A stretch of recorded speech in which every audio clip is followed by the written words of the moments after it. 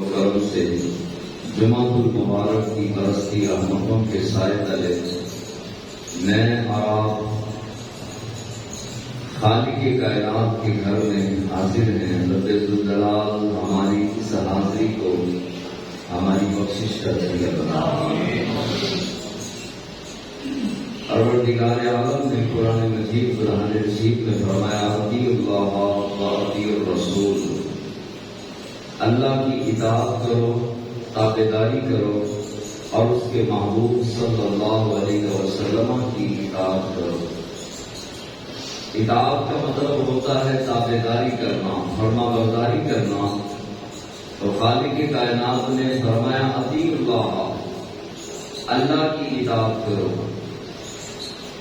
بات ختم ہو جانی چاہیے تھی کہ جب رب نے اپنی اطاعت کا، اپنی تابعداری کا حکم فرما دیا تو اللہ کی ہی اطاعت رسول اللہ کی اطاعت ہے، لیکن رب نے اپنے نام کے ساتھ فرمایا اطیعوا اللہ، اللہ کی اطاعت کرو، اور اس کے بعد فرمایا واطیعوا الرسول، اور میرے محبوب کی اطاعت کرو۔ معنی کیا ہے؟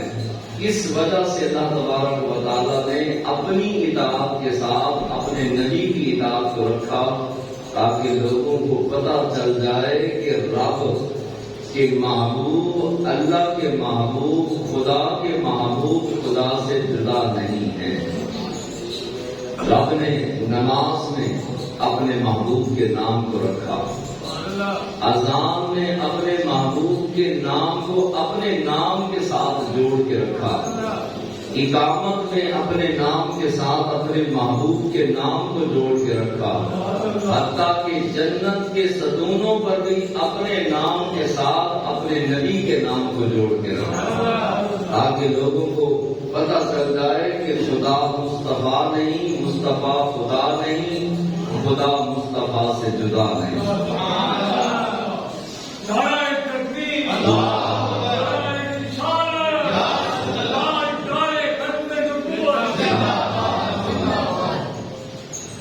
آج کی گفتگو حقوق مصطفیٰ کے بارے میں ہے۔ نبی کریم علیہ السلام کے حقوق، جس طرح بیوی بچوں کے حقوق ہیں، ماں باپ کے حقوق ہیں، قرآن کے حقوق ہیں، اسلام کے حقوق ہیں، پڑوسیوں کے حقوق ہیں، رشتہ داروں کے حقوق ہیں، مالکان کے، ملازمین کے حقوق ہیں، اسی طرح اللہ کے محبوب علیہ السلام کے بطور نبی ہم پر حقوق ہیں۔ اور ہزاروں کا مجمع ہو، ہزاروں کے مجمع میں کھڑا کر کے پوچھا جائے بتاؤ اپنے نبی کے حقوق، اور کھڑا کر کے پوچھا جائے تو شاید 1000 بندے میں سے 2 بندے اٹھ کے اپنے نبی کے حقوق بتا سکیں۔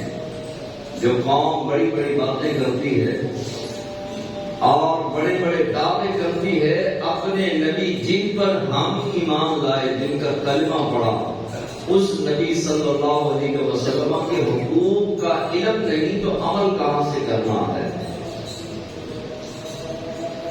جس طرح کائنات کے ہر رشتے کے حقوق ہیں، اسی طرح محبوب خدا صلی اللہ علیہ وسلم کے بھی حقوق ہیں، اور جس طرح امتی کے حقوق نبی علیہ السلام نے ادا کیے، اسی طرح اب امتی کو چاہیے کہ اپنے نبی کے حقوق ادا کرے۔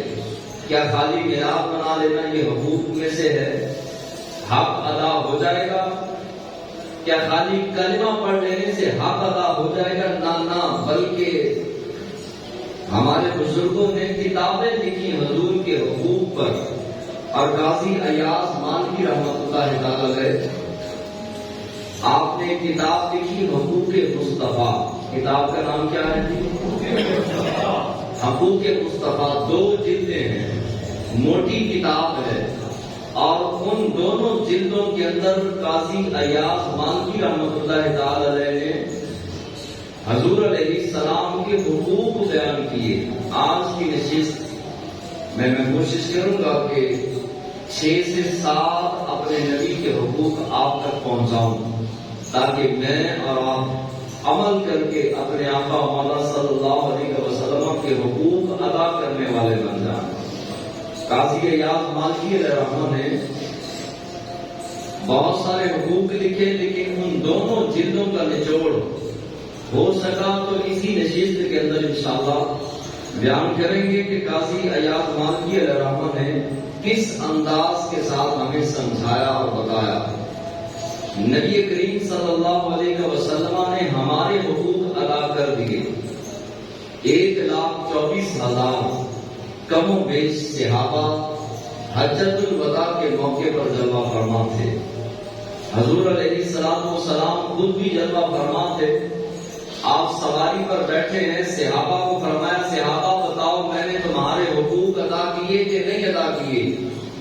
بتاؤ میں نے تمہیں کلمہ دے دیا، نماز دے دی، روزہ دے دیا، حج دے دیا، زکات دی، تمہیں جینے کا ڈھنگ سکھایا، جینے کا ڈھب سکھایا، جینے کا انداز اور طریقہ سکھایا، کس طرح لین دین کرتے ہیں، تجارت کس طرح کرتے ہیں، اور بھائی چارہ کس طرح کرتے ہیں، پڑوسیوں کے حقوق کیا ہیں، رشتہ داروں کے حقوق کیا ہیں، اور تمام تر چیزیں میں نے تمہیں بتلا دی، سمجھا دی۔ میں نے اس امت کے لیے اور اسلام کے لیے میں نے مکہ چھوڑ دیا، طائف کی وادیوں سے پتھر پڑے، میرے ساتھ مکے کے لوگوں نے دشمنی کی، میرے سامنے گڑے کھڈے کھود دیے گئے، میری راہوں میں کانٹے بچھائے گئے، مجھے طرح طرح سے ظلم و ستم کر کے ستایا گیا، لیکن میں نے اپنی امت کے تمام حقوق ادا کر دیے۔ اب امت کا حق ہے کہ اپنے نبی کے حقوق ادا کریں۔ حضور علیہ السلام نے سارے حق ہمارے ادا کر دیے۔ جہنم کا راستہ کیا ہے حضور نے بتا دیا، جنت کا راستہ کیا ہے وہ بتلا دیا۔ یہ عمل کر کے بندہ جنتی بن سکتا ہے، مصطفیٰ دان رحمت نے اعلان کر دیا۔ یہ عمل کر کے بندہ جہنمی بن سکتا ہے، حضور علیہ السلام نے بتلا دیا۔ جینے کے ہر سلیقے اور ہر طریقے کو ارشاد فرما دیا، ہر چیز بتا دی، امت کا سارا حق ادا کر دیا۔ جس طرح حضور نے امت کا حق ادا کیا، اب امت کے فرض ہے کہ امت حضور کے حق ادا کرے، لیکن پتہ ہی نہیں حق ہوتے کیا ہیں، ان کے بارے میں معلومات ہی نہیں کہ حقوق ہیں کیا ہمارے نبی کے صلی اللہ علیہ وسلم۔ ہم نے اپنے بچوں کو کیا سکھانا ہے کہ ہمارے آقا مولا صلی اللہ علیہ وسلم کے حقوق کتنے ہیں اور کیا کیا ہیں، یہ بتانے سے ہم قاصر ہیں۔ حضرت فاروق اعظم نے اپنے دور میں ایک شورا بنائی۔ آج تو جمہوری دور ہے، الیکشن ہوتے ہیں اور الیکشنوں کے اندر جو ہے وہ جو جیت جاتا ہے اسے حکمران بنا دیا جاتا ہے۔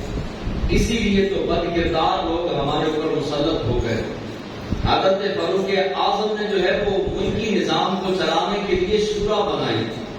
اب شورا کن لوگوں پر مشتمل تھی، کتنے لوگ تھے؟ 6 لوگ جو ہے وہ حضرت فاروق اعظم نے چنے، کوئی 80 وزیر نہیں چنے، اور لمبی چوڑی فہرست وزیروں کی نہیں چنی، بلکہ 6 لوگ پورا نظام چلانے کے لیے فاروق اعظم رضی اللہ تعالیٰ عنہ نے چنے۔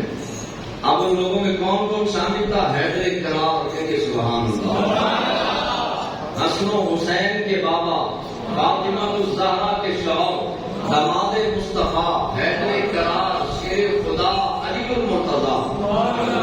حکومت کا نظام چلانے کے لیے فاروق اعظم نے جو پہلا بندہ چنا وہ شیر خدا چنا۔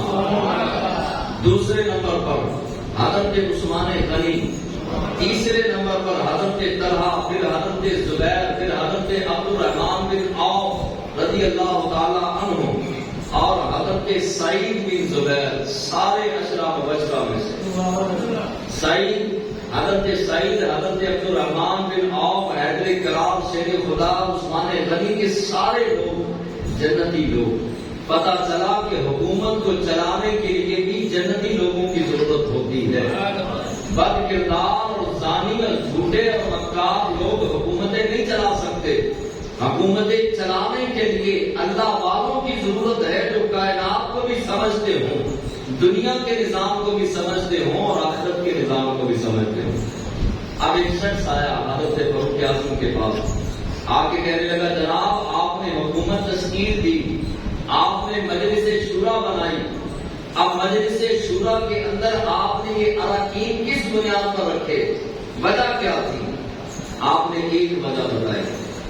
حضرت عمر فاروق رضی اللہ تعالی عنہ نے ایک وجہ بتائی، اور وہ وجہ کیا تھی؟ فرمایا کہ میں نے اس لیے یہ شورا بنائی ہے کہ ان سارے لوگوں نے اپنے آقا مولا صلی اللہ علیہ وسلم کے حقوق ادا کیے ہیں، حق ادا کیا ہے، حقوق مصطفیٰ جو حضور کے حق تھے وہ ان لوگوں نے ادا کیے، اس لیے میں نے حکومت بنائی، اس لیے مجلس شورا میں ان کو شامل کیا کہ یہ اپنے نبی کے ظاہری دور میں اپنے نبی کے حقوق ادا کرنے والے تھے، اور آج سارے حکمرانوں کو جمع کرنا ہے، ریکارڈنگ ہو رہی ہے اور یہ یوٹیوب پہ بھی چڑھ جائے گی، سارے پاکستان کے جتنے بھی حکمران ہیں نیچے سے لے کر اوپر تک، ان سارے بد کرداروں کو نیک لوگ نکال کے سارے بد کرداروں کو جمع کرو اور پوچھو،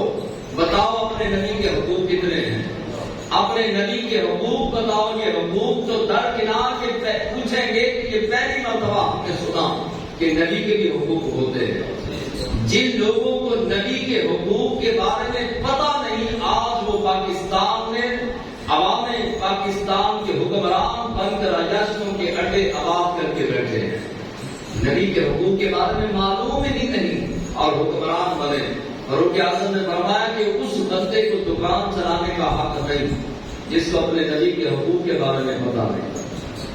اگر اس نے تجارت کرنی ہے، دکانداری کرنی ہے، ایک چھوٹی سی دکان چلانے کے لیے اپنے نبی کے حقوق کا معلوم ہونا ضروری ہے، تو حکومت چلانے کے لیے، ملک چلانے کے لیے نہیں پتہ ہونا چاہیے کہ اپنے آقا مولا صلی اللہ علیہ وسلم کے حقوق کون سے ہیں؟ حقوق بیان کرنے سے پہلے ایک واقعہ، جن لوگوں نے حقوق ادا کیے ان کا انداز تکلم، انداز زندگی کیسا تھا؟